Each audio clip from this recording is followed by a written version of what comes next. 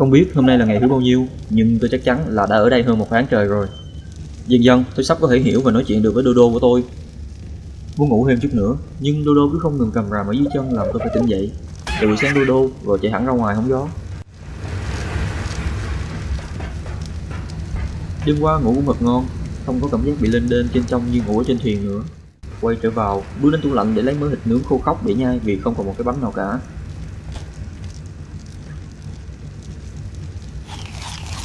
Cất bớt mấy đồ điện linh tinh vào máy Fabi, mở cửa chạy ra ngoài. Leo lên Whistle cưỡi Harry. Thấy trong người nó có nhiều gỗ, leo lại lên Whistle rồi tăng thêm trọng lượng cho nó. Bay cặp vào cổng chuyển đồ để chuyển đồ vào tủ bên trong nhà. Điều khiển không tốt nên thú bị cọ vào tường và rơi xuống đất. Giận dỗi không chuyển vào nữa. Leo lên Harry đi cạo một chút, mục đích là để lấy trái cây. Thấy nhiều gỗ cũng tiếc quá, lấy một phần vừa đủ thể trọng, chạy đem về nhà kho mở tủ gỗ để chuyển vào. Ra ngoài lên Harry cưỡi đi thu thập tiếp trái cây, mục đích là lấy trái Nacoberry đen để chế xuất chất gây mê, để trái cây đem chạy trở vào nhà kho, định gói đá nhét hết tất cả vào rồi chế tạo hút mê. Chạy ra để đưa Harry vào, tự nhiên thấy hơi vướng cái bản đồ trong người. Hôm nay phải đi chơi một chút chứ lười xây nhà quá. Tôi muốn vào rừng thông để dạo chơi, nhưng phải chế một mớ hút gây mê cái đã. Tôi đã cạn hết rồi. Cưỡi Harry đi thu thập chút rồi trở về, lấy hết trái Nacoberry bỏ vào khối đá để nghiền tiếp chất gây mê. Trở ra ngoài, tôi leo lên cái dầu máy bay lên, bị lông để bàn che mắt. Cưỡi đề bàn đi né sang một bên rồi lỡ tay rơi luôn xuống đất. Tôi gọi cái dầu bay theo tôi nhưng nó cứ đứng đằng xa. Tôi trở vào trong để tìm đồ chế thêm vài cái cấu trúc xây dựng trên lưng Whistle máy. Đến tủ chứa đồ xây dựng, lấy một vài thứ nghĩ là cần thiết. Thấy cái ghế có thể đem đặt ở trên lưng Whistle cũng hay, tiện tay chế luôn. Trở ra leo lên lưng Whistle rồi đặt nền ra, lên hay mãi không biết đặt sao. Thấy bị cản trở, tôi phá vỡ luôn ra. Làm sai, lại phá vỡ thêm một lần nữa. Xếp vụn nằm đầy trên sàn cản trở quá, tôi bay nhích thêm một chút nữa cho thoáng rồi đặt lại. Cũng tương đối thì cũng kệ nó luôn, đắp tiếp nền rồi kéo sàn qua hai bên.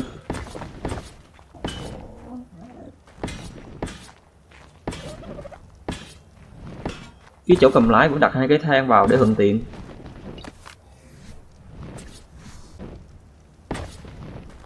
Đáng lẽ ra chỗ này là chỗ để cái hang dài kéo xuống đất, tôi leo lên phá bỏ để đặt lại. Lắp cầu thang kéo dài xuống đất, vẫn theo kiểu cũ. Chọn vị trí đẹp để lắp ghế ra. Nhìn cái ghế lại tủi thân, ước gì có người cầm lái để tôi được ngồi ghế ngắm cảnh. Bay cặp sát vào cửa tẩy hàng, mở cửa ra và leo vào cho lẹ. Chạy đến khối đá để lấy hút mê. Sang bên bàn chế tạo, nhét mớ sắt cuối cùng vào và tìm chế tạo thêm vài cái hang bằng sắt. Thấy viên đạn tôi cũng nên chế tạo thêm một mớ đạn mới. Cần hút súng, tôi chạy qua khối đá để lấy mớ hút súng mà tôi đã chế trước đó. Nhét hết vào bàn chế tạo và chế hết đạn. Để cho chế, tôi lấy hang sắt và tủ đồ lấy thêm vài cái món xây dựng. Đem ra Whistle leo lên, cắm trụ đá xuống cuối làm trụ đỡ. Đổi hai cái thang đá hình thân sắt cho chắc chắn rồi lắp ra xung quanh. Hết thang sắt thì dùng luôn thang đá, có gì dùng đó vì đã hết sắt rồi còn đâu. Nối thêm trụ đá cho cao lên nữa, lắp trần gỗ che nắng cho mát.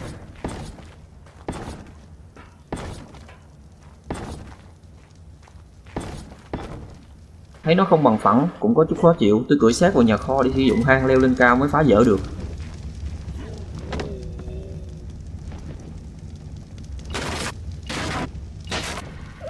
Không còn sàn gỗ, lắp đỡ bằng đá luôn vậy.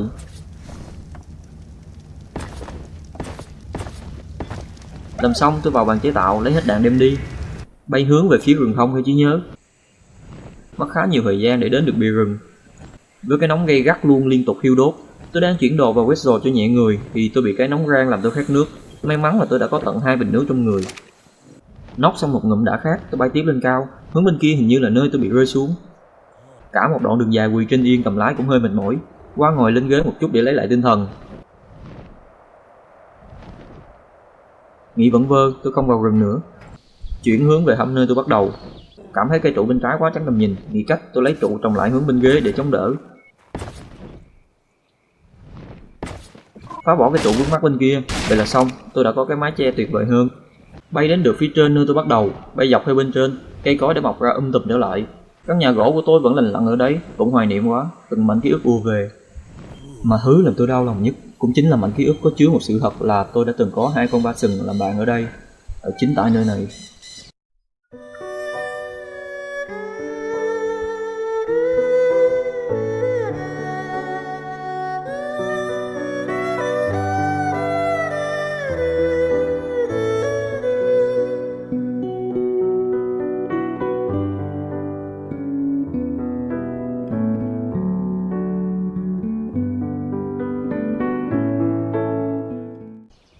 Gạt hết dòng suy nghĩ qua một bên, tôi tiếp tục bay dạo chơi dọc theo bờ biển, hướng về cái trụ sắt đỏ to đùng kia. Thấy cái rớp xanh lá trước mặt, dựa theo hình dáng địa hình thì có thể là tôi đang loanh quanh ở khu vực này. Cất bản đồ, tôi bay đến drop để nhặt. Đeo xuống đinh mở drop, toàn là những thứ linh tinh thôi.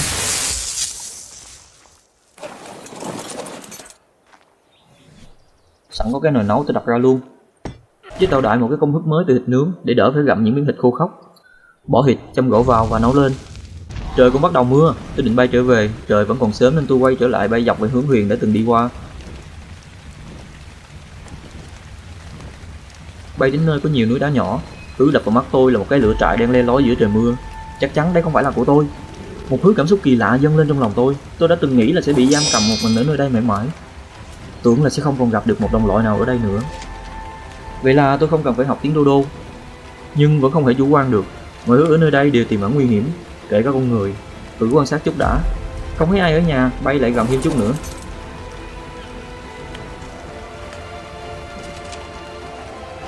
Cầm ống nhòm soi tiếp. Hình như có 2 cái chân của một con người đang đứng. Ôi, nhúc nhích rồi, đang bước ra rồi. Hình như anh ta thấy tôi rồi, còn cầm cung để bắn lên nữa chứ. Mũi tên từ cây cung yếu ớt đó, làm sao chạm được đến tôi. Trong cơ bắp anh ta có khi còn to hơn cả tôi nữa. Có một chút thất vọng, nếu là một người phụ nữ thì hay biết mấy. Nghĩ vậy tôi vội lắc đầu, lẩm bẩm. Nghĩ đi đâu đấy, nam nữ quan trọng gì, sướng là được. Bậy quá, dù gì thì cũng có thêm người sống sót ngoài mình rồi. Anh ta chạy vô nhà rồi. Ủa, đóng cửa luôn rồi, tôi đã làm gì đâu trời. Đứng xem mãi thì trời cũng tạnh mưa. Hình như anh ta đang sửa chữa hay sao mà gỡ mất tiêu một bên mái. Cầm ống nhòm soi thì dường như anh ta đã kéo một hơi hút lào hay sao mà lên nóc nhà đứng nhún nhảy về trời. Tôi có nên xuống gặp anh ta không đây? Đột nhiên thấy một con rắp to chạy đến tấn công nhà anh ta. Anh ấy thì cầm cung đứng từ trên nóc bắn xuống. Không nghĩ nhiều, tôi phải hỗ trợ anh ấy cái đã. Tóc ống nhắm vào súng săn của tôi, nhắm bắn thì có thêm một con rắp to nữa từ đâu đến.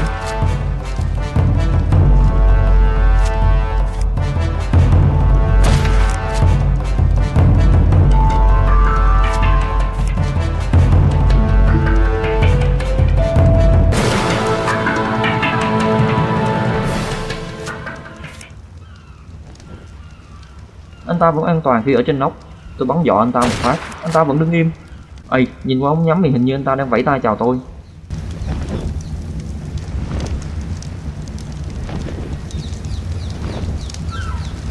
Chạy quanh nóc rồi đứng yên gật đầu như cảm ơn tôi.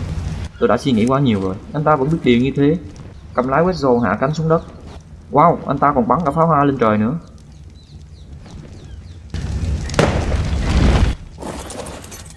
Xuống đất, anh ta vẫy tay chào hỏi tôi lần nữa. Tôi cũng chào đáp trả. Vào nhà xem thử. Trong nhà có cái cầu thang leo lên nóc, có một cái giường, một cái cối đá nhỏ.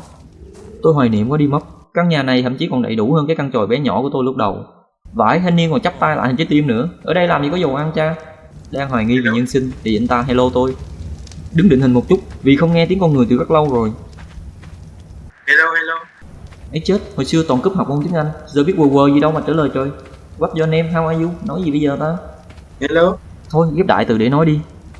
Hello, are you here? Tôi ở đây. Ông đi đâu đấy? Ông cũng sống à? Anh ta vừa hỏi vừa nhào vào người tôi sợ hãi lui về phía sau ậm ừ trả lời. Nhìn là biết còn sống rồi mà còn hỏi. Tôi tưởng còn mỗi mình tôi sống mà. Tôi ở đây hơn 1 tháng rồi mà không còn tìm thấy ai cả. Ông là người đầu tiên tôi tìm thấy đấy. Con chim này to thế. À, con này ấy hả? Tôi bắt được nó ở trên mấy ngọn núi cao ấy. Cho tôi được không? Cho ông rồi tôi về bằng gì? Thế cho tôi vào bộ lạc của ông được không? Ông phá bỏ cái nhà này của ông đi, rồi tôi dẫn ông về. Ôi nhà là phù du của ông ơi.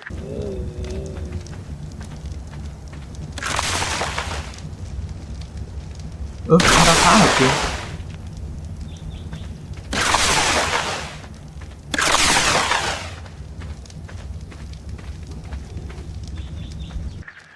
Sao rồi?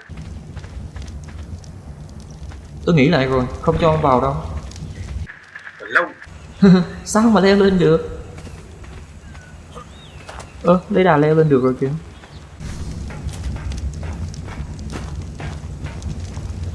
Ông tự nhiên thế nhỉ? Đi đâu này, đi đâu? Tầm này làm gì có liệt sĩ. Tôi cưỡi với rồ bay lên cao hướng về nhà.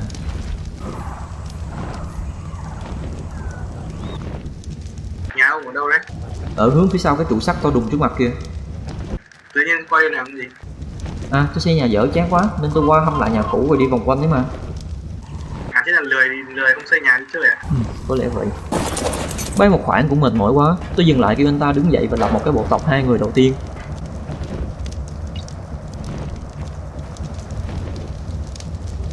Việc đầu tiên tôi giao cho anh ta là cầm lái con Weasel hay tôi bay tiếp về nhà. Cứ bay hẳn đường đi tiếp, đi ngang qua cái hồ nước gần nhà, dường như có cái gì đó trong hồ. Chúng tôi đáp xuống gần đó. Trời cũng đã đổ mưa, đeo xuống thấy con cano trước mặt. Cầm súng lên định bắn nó. Đang quay đầu lại thì từ đâu một tiếng hét quen thuộc của con raptor nhào đến cắn sau lưng tôi. Tôi còn thấy thoáng qua tia khói đỏ, hoảng lắm, chạy về hướng Weasel thì nó cũng bay đuổi theo. Tôi gọi nó đứng im lại, chạy đến leo lên. Hình như ông kia cũng chạy trốn đi xa vào trong rừng rồi hay sao mà không thấy xung quanh nữa. Bị con thú nhỏ đuổi cắn, tôi phải xử lý nó trước đã.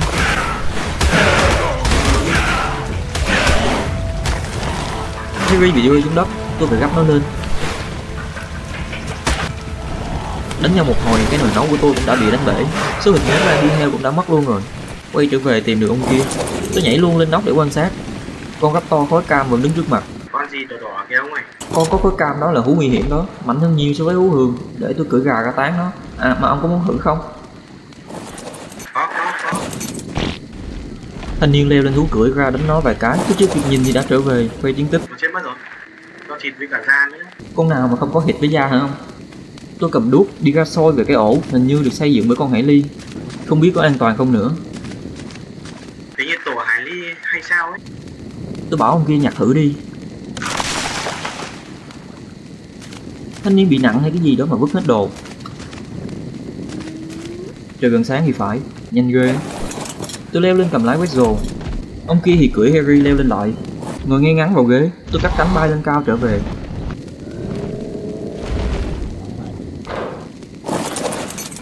Về đến nhà, thanh niên chạy đến mở cửa. Sau khi vào được trong nhà, ông ấy phá một câu xanh rờn thế này này. Giờ tôi giết ông, cái nhà này của tôi đúng không? Tôi lãng sang chuyện khác. Thấy cũng hổ báo quá, tôi cũng muốn cho ông kia một cái món đồ giống tôi. Mở hình trang, tôi đặt cái xương đầu khủng long ra cho ông kia gắn vào nón.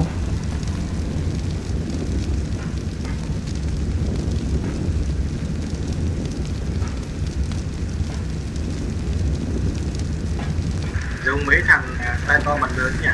Cho thêm chút lửa nữa cho giống có trader. Nhà còn đồ ăn không? Ông kia chạy lên quanh, hỏi tôi nhưng chưa kịp trả lời thì thanh niên đã tự lục tủ lấy đồ ăn. Nhà ông nghèo quá, chả có gì. Rồi còn chơi bai nghèo các thứ nữa chứ. Ở cái thế giới này thì so giàu nghèo với khủng long mà. Tôi dọ sẽ đuổi ông ấy đi thì cũng đã biết lỗi. Nhưng mà ngày nghèo thật đấy, cảm thấy sắp. Lại chơi, cạn lời. Dù mới vớt ổng từ nhà rơm trở về đấy. Dẫn ra ngoài tham quan, thấy hơi mệt. Tôi bảo muốn đi ngủ thì lại bị dọa. Ông mà ngủ là thú đánh chết ông đấy. Tôi có giải thích là đây chỉ là cái nhà kho. Mọi người tự cất nhà ra mà ở thì tôi lại bị gạ gẫm lần nữa. Tôi ở trong chung đi. Đi được phòng. Tôi dẫn đi tiếp ra thăm thú của tôi, đến cho ngồi cạnh con bầu chúa. Tôi ra lệnh cho bầu chúa tự giới thiệu về bản thân. Nhìn uy lực thế, thịt con này ngon không? Thế mà ông kia lại đòi ăn cơ chứ. Hay, nhìn toàn thân nó toàn ghẻ thế này mà ông cũng đòi ăn được nữa hả? Nhà không còn sắt, tôi bảo thanh niên cưỡi Ankylo leo lên Weasel và chở đi bay đến ngọn núi đằng trước để thu thập gột sắt. Bay đến điểm đến, nhìn lại thì mặt anh ta đã biến dạng thành cái gì đấy không biết nữa. Cái mỏ hả to đùng ra, nhìn hơi ghê chút xíu nhưng kệ đi. Bảo anh ta leo lên Anky đi đến đầu dốc. Tôi bay sát đến từng ngọn sắt để anh ta đập. Cứ thế tiếp tục bay cao lên để đập những ngọn sắt trên núi.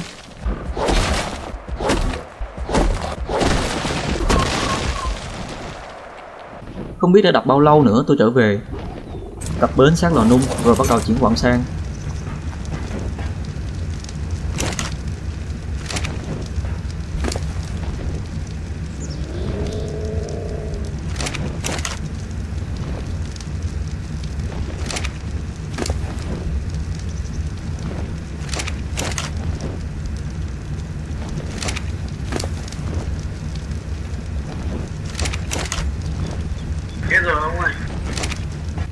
Đi ra thì thấy thanh niên kia đang làm gì ở trên lưng con Weasel đầu tiên của tôi. Chạy đến leo lên. Tôi cho mấy con này luôn. Sau khi cho phép, ông ấy dường như không hài lòng với cái bẫy của tôi. Phá đi xây lại. Do chơi xấu đòi xây lại. Leo xuống rồi đứng nghe ông ấy body shaming đầu tóc của con Weasel nhà tôi.